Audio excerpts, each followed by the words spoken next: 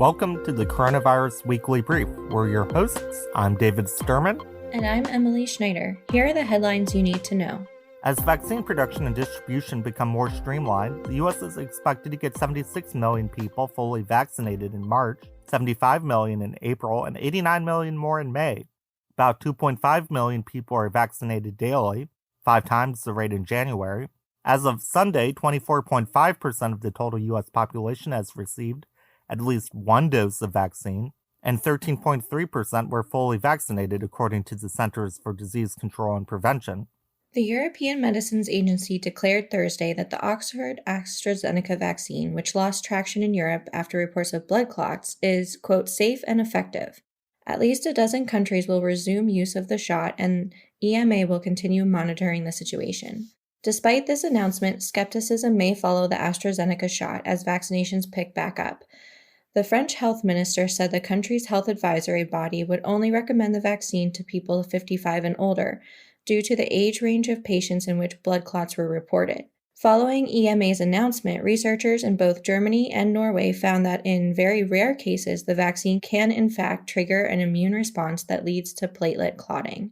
Germany's medical regulator, the Paul-Ehrlich Institute, said the clotting reaction should be treated with an infusion of intravenous immunoglobulins to neutralize the immune response. So far, Germany has identified only 13 cases of clotting out of 1.6 million AstraZeneca recipients. Almost all of those cases occurred in women. The Palestinian Health Ministry administered the first doses of coronavirus vaccine it received from the global COVAX initiative on Sunday, focusing on healthcare workers and older residents in the West Bank and the Gaza Strip. COVAX, an initiative led by the World Health Organization to ensure equitable access to vaccines, delivered 61,400 vaccines to the Palestinian Authority on Wednesday, and 21,300 were shipped to the blockaded, Hamas-controlled Gaza Strip. Infections have been surging in the West Bank in recent weeks, and until now, the Palestinian Authority had only secured 10,000 doses of Russia's Sputnik V vaccine and 2,000 doses from Israel, not enough to cover the roughly 3 million Palestinians living there. Many Nigerians have a deep distrust of foreign-made medicine because of a history of clinical trials and medical experimentation in Africa. For example, in 1996, Pfizer pledged to fight a meningitis epidemic in West Africa while also testing a new drug. But instead of stopping the outbreak, 11 children died in a clinical trial. Families of the children and the government in the city of Kano received millions of dollars in a lawsuit settlement.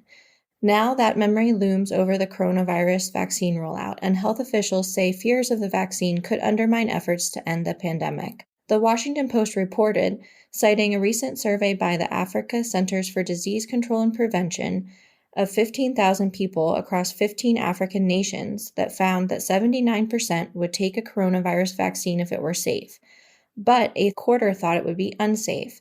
The Nigerians polled were slightly more reluctant to accept a shot at 76%. An Afrobarometer survey of neighboring countries, Benin, Liberia, Senegal, Niger, and Togo, uncovered a far less optimistic outlook. Just 4 in 10 said they'd probably try to get vaccinated, according to the early March findings. Nigeria has deployed teams of public health educators to meet with religious leaders, village chiefs, shop owners, and other local leaders in hopes of gaining their help in swaying communities. The distribution of stimulus checks as part of the $1.9 trillion stimulus package recently signed into law is helping drive a stock buying spree. The New York Times reports, quote, analysts at Deutsche Bank recently estimated that as much as $170 billion from the latest round of stimulus payments could flow into the stock market. They conducted a survey of retail traders in which respondents said they planned to put roughly 40% of any payment they received, or $2 out of every $5, into the stock market. Traders between the ages of 25 and 34 said they expected to put half of their stimulus check into stocks, unquote. The Times adds, quote, for a decade before the pandemic, small investors accounted for roughly a tenth of trading activity in the stock market, but in the last year, they have become responsible for almost a quarter, according to a Goldman Sachs analyst. Over the weekend, protests and rallies across the nation called for an end to anti-Asian hate and racism. The rallies followed the shootings at massage parlors and spas in Atlanta, Georgia that killed 8 people, 6 of whom were Asian women. However, the rallies also come after a year in which law enforcement in multiple cities, as well as non-governmental organizations, have tracked a rise in anti-Asian hate crimes, with some pointing to the potential role of racist portrayals of the pandemic's origins as playing an important part. Hundreds rallied at the state capitol in Georgia as part of the protests. Senator Raphael Warnock, Georgia's new Democratic senator, stopped by the rally to say, quote, "I just wanted to drop by to say to my Asian sisters and brothers, we see you, and more importantly, we are going to stand with you," end quote. At an Atlanta park, demonstrators chanted, "Stop Asian Hate," and "We are what America looks like." One organizer, Frankie Laguna, told the crowd, quote, "I'm sick of being belittled and hypersexualized and hated for who I am, for something I can't change," end quote.